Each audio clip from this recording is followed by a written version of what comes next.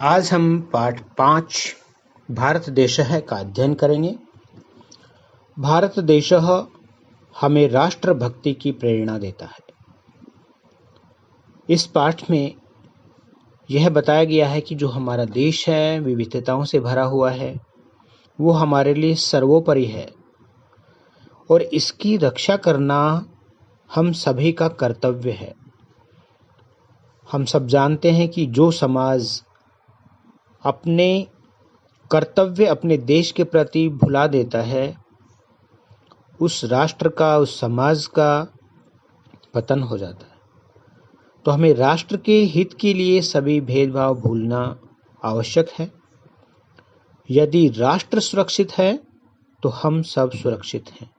आपने अस्माकं राष्ट्र पुष्पम कमलम पाठ में भी पढ़ा कि हमें राष्ट्रभक्त बनना चाहिए। राष्ट्रभक्ति सर्वोपरि है। फर्स्ट पैराग्राफ देखिए। जयति जयति हे भारत देशः, हे भारत देश जयति जयति, आपकी जय हो, जय हो। मंगल रूपः सृजति विशेषः, आप मंगल रूपः कल्याणकारी रूप का सृजति सृजन करते हो, निर्माण करते हो। हे भारत देश, हे भारत भूमि, हे मातृभूमि, आपकी सदा ही जय हो। आप मंगल रूपः सृजति विशेषः, हमेशा कल्याणकारी रूप का सृजन करते हो, निर्माण करते हो। यस्य धरां पावयति जाह्नवी प्रवहति तरणि तनुजा, यस्य जिसकी धरती पर, जिस भारत देश की धरती पर, जिस मातृभूमि की धरती पर पावयति जाह्नवी, पावयति मतलब पवित्र करती है, जाह्नवी मतलब गंगा मैया, जिस देश की धरती को गंगा मैया पवित्र करती है। प्रवहति तरणि तनुजा, और प्रवहति प्रवाहित होती रहती है, बहती रहती है। तरणि सूर्य की तनुजा पुत्री, तरणि मतलब सूर्य और नौका भी होती है। तनुजा मतलब शरीर से उत्पन्न, अर्थात ये तनुजा जो है सूर्य की पुत्री के लिए प्रयुक्त हुआ है। तरणि तनुजा, सूर्य की पुत्री अर्थात यमुना जी यहाँ पर बहती रहती है। सूर्यदेव की पुत्री थी यमुना और उनके पुत्र जो यम, धर्मराज, यमराज।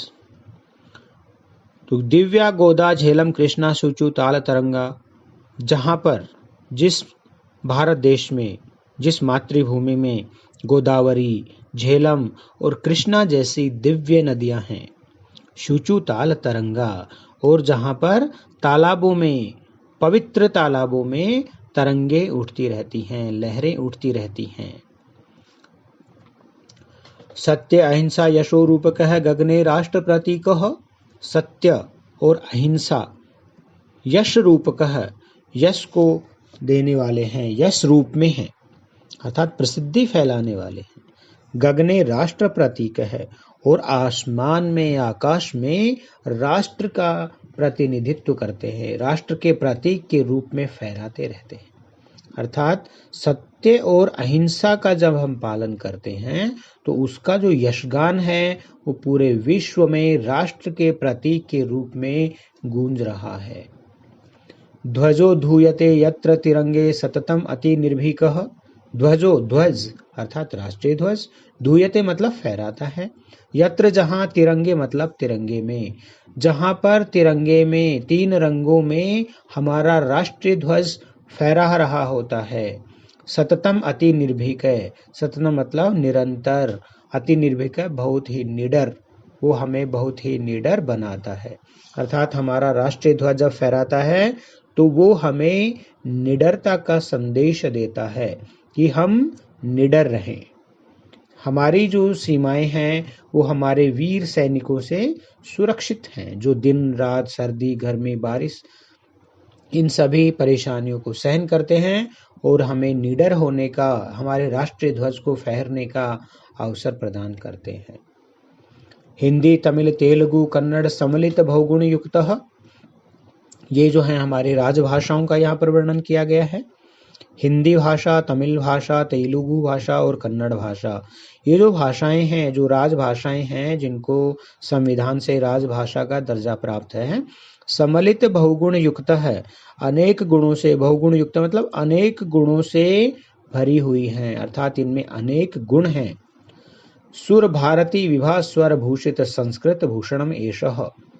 सुर भारती माँ सरस्वती, विभा स्वर भूषित माँ सरस्वती के स्वर से सुशोभित, माँ सरस्वती की वाणी से सुशोभित संस्कृत भाषा, भूषणम एषः, एषः मतलब यह, भूषणम आभूषण है, अर्थात जो माँ सरस्वती की वाणी से सुशोभित संस्कृत भाषा है वो निश्चय ही एक आभूषण के समान है, जो हमारे देश की शोभा को बढ़ाती है। आशा करता हूँ कि आपको ये पाठ का जो हिंदी अनुवाद अच्छे से समझ में आ गया होगा।